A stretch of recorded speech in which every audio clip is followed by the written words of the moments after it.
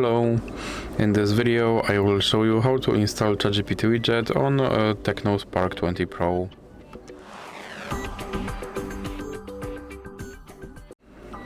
So you have to start by opening your Google Play Store, then click on search bar and type in Wally AI and click search, then click install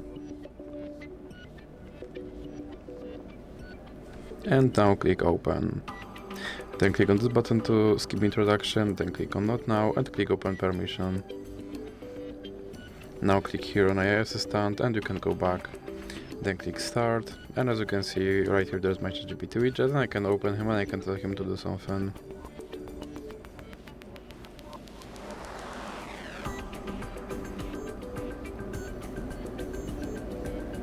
And as you can see, he responded. And if you want to remove him from your screen, simply drag him into the X icon in the middle. So that's it for this video. If you liked it, please remember to leave a like and subscribe.